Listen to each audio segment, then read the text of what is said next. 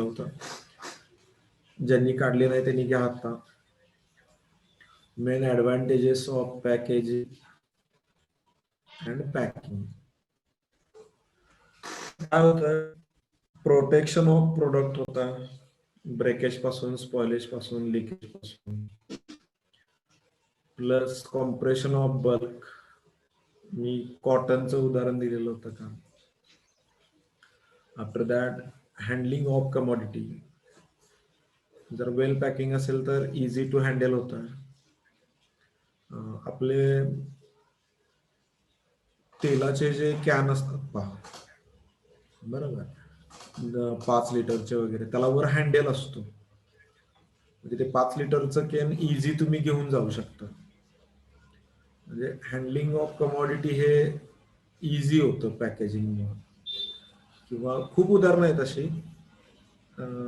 तेलाचा कॅन असेल, ते फळासाठी असणारं नेट असेल, जाळी असते, किंवा अगदी गॅस सिलेंडरचा सुद्धा तो वरचा हँडल असेल, किंवा तुम्ही अगदी व्हेजिटेबल्सच्याच बाबतीत सांगायचं झालं तर कॅरेट्स आहेत. शिवाय पॅकिंगमुळे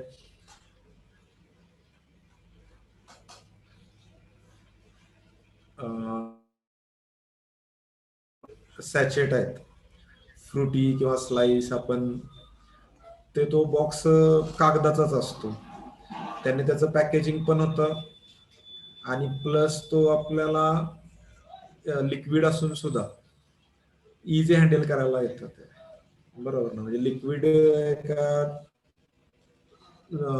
प्लेस पासून दुसऱ्या प्लेस पर्यंत न्यायला थोडस अवघड असतं as compare to solid particle. पण जे काय आपल्याकडे आता mango juice, like Slice, frutti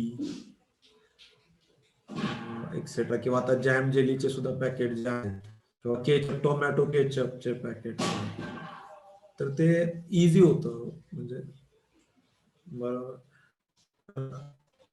आता ते नवीन पिझ्झा वगैरे बरोबर तर छोटे छोटे सॅचेट येतात, त्याच्यामुळे तर आणखी इझी होतं. प्रत्येक पर्सनला सुद्धा तुम्ही इझिली डिवाइड करू शकता.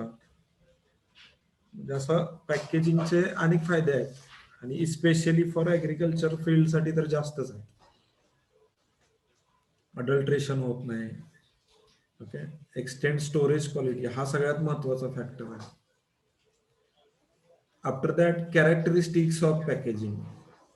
आता मी जे बोललो त्याप्रमाणे कॅरेक्टरिस्टिक्स ऑफ पॅकेजिंग कसं पाहिजे, बरोबर. गुड पॅकेजिंग कशाला म्हणायचं, तर प्रोटेक्टिव्ह स्ट्रेंथ असली पाहिजे. The material use for packaging must have enough strength to protect the goods from leakage, breakage and spoilage.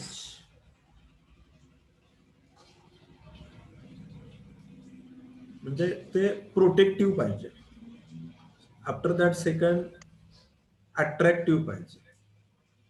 Material must be attractive to tempt to the onlooker. म्हणजे ज्यावेळी आपण डीमार्ट किंवा काही मॉलमध्ये जातो त्यावेळी आपण वस्तू पाहून त्याच्यात अट्रॅक्टिव्ह होऊनच आपण ते खरेदी करतो, तर तसं हवंय. Convenience to consumer. Material must be convenient size. Example, fertilizer empty bag can be used by farmer for further needs and it is easy to handling. म्हणजे जे काही आपण खताचे समजा युरिया किंवा जे काही आपल्या सगळेच फर्टिलायझर्स जे काही आपण आणतो,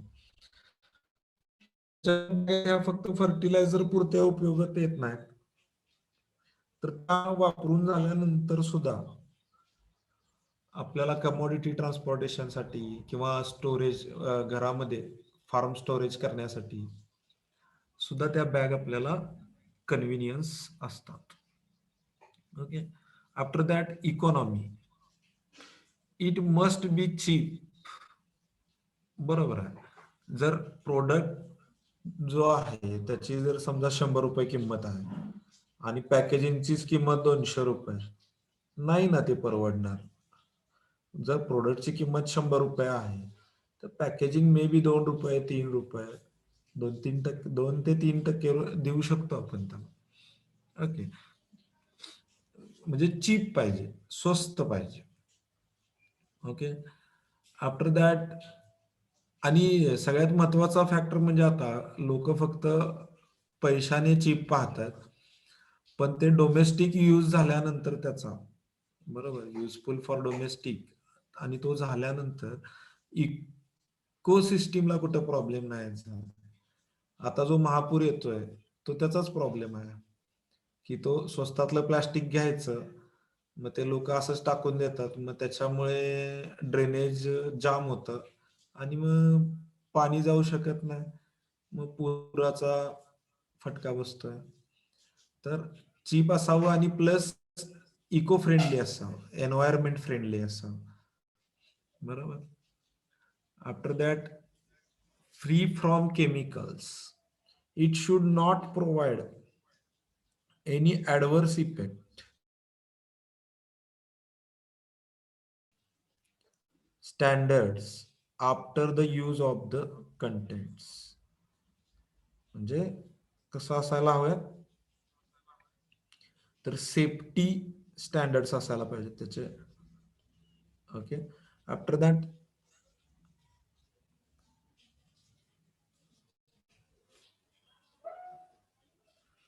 branding.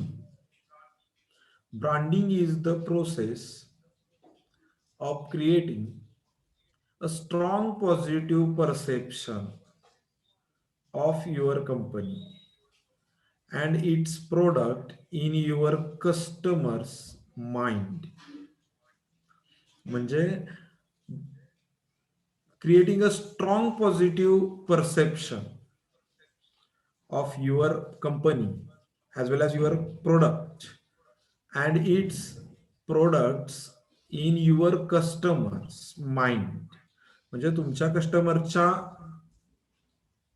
मनामध्ये नेहमीच तुमच्या प्रोडक्ट असला पाहिजे किंवा तुमच्या प्रोडक्ट विषयी एक परसेप्शन असलं पाहिजे. ओके. बघा, आपण ऍडव्हर्टाईज ज्या पाहतो त्याच्यावर एक मध्ये ना VI कंपनी आहे, आयडिया आणि वोडाफोन एकत्र झाल्यानंतर, तर त्यांनी एक ऍडव्हर्टाईज बनवलेली होती. त्याच्यात नुसतं एक म्युझिकची बीप होती फक्त, वी वी वी वी असं नुसती बीप होती. लोक त्या जाहिरातीला कंटाळलेली होती. म्हणजे इतकी बीप वाजायला लागली की इतक्या जोरात जोरात जोरात वाजायची, वी वी वी वी. लोकांना त्याचा अगोदर सुरुवातीला अट्रॅक्ट झाले लोक, नंतर नंतर त्या बीपला हॅरेस झाले लोक. पण लक्षात राहण्यासारखं ब्रँडिंग झालं ते. Okay. Sorting of the unlike lots of the produce into different lots according to the quality specification laid down is called as grading. Grading म्हणजे काय, तुम्हाला मी मागच्या पण लेक्चरला सांगितलेलं, it is a sub function of standardization. Grading follow standardization. Standardization means the quality specification. तर types of grading काय आहेत, तर फिक्स्ड ग्रेडिंग, परमिसिव्ह किंवा variable grading. After that centralize decentralize grading. आता या तीनमध्ये काय डिफरन्स आहे, तर these fixed grading means sorting out of goods according to the size quality, and other characteristics which are of fixed standards. These do not vary over time and space. Okay. After that, permissive म्हणजे काय? The goods are graded under this method according to the standards which vary over time. In India, grading by this method is not permissible and centralized based on the degree of supervision exercised by the government agencies on grading of various farm products. The program can be categorized into centralized and decentralized grading.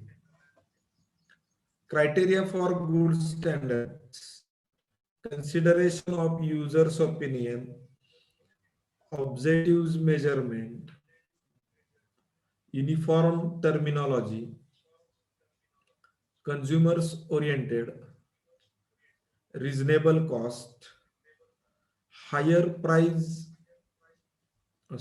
advantages of grading, higher price of produce. हे सगळ्यात महत्वाचं आहे. ज्यावेळी तुमचं grading तुम्ही करता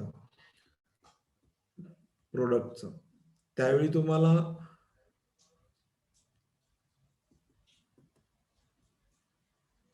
consideration of users opinion खूप महत्वाचा आहे. ऑब्जेक्टिव्ह मेजरमेंट महत्वाचा आहे आणि युनिफॉर्म टर्मिनॉलॉजी तयार झाली पाहिजे. तसेच कन्झ्युमर ओरिएंटेड असलं पाहिजे. बरोबर. तर त्या ग्रेडिंगला आणि तुम्हालाही रिझनेबल कॉस्टिंग त्याच्यातून मिळतं. म्हणजे प्रोड्युसरला पण त्याच्यात फायदा होतो, कन्झ्युमरलाही फायदा होतो. ओके. तर advantages of grading: higher price for produce due to grading, farmers to get higher price for their produce. Quality assurance, widening of market, cost reduction, and improvement in keeping quality, standard quality, price efficiency. These are the advantages of grading. So screenshot काढायचं.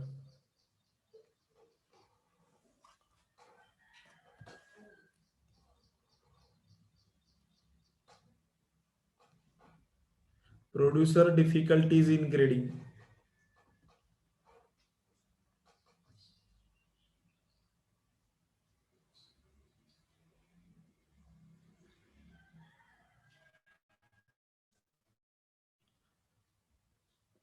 The graded products according to the standards fixed by the Agriculture Marketing Advisor, Government of India, bear the label AGMARK.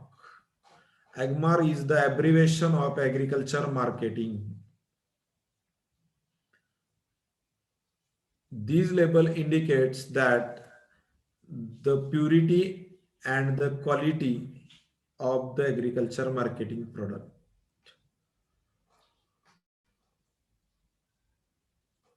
AGMARK quality certification mark. AGMARK is the agriculture product quality certification mark. AGMARK label is attached to the container of the product in such a way that it is not possible to remove the contents. म्हणजे अशा पद्धतीने तो fix केला जातो. Okay. ठीक आहे. या ठिकाणी आपण प्रेझेंटी घेऊया. सर्वांनी व्हिडिओ कॅमेरा ऑन करा,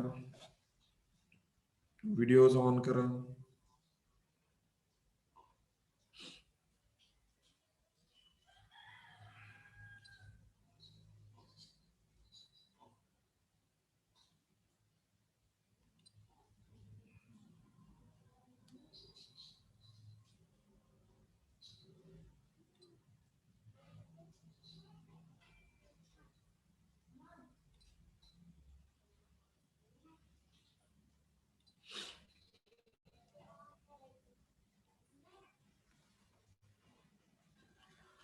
तुमच्या बॅचची मजा आहे राव.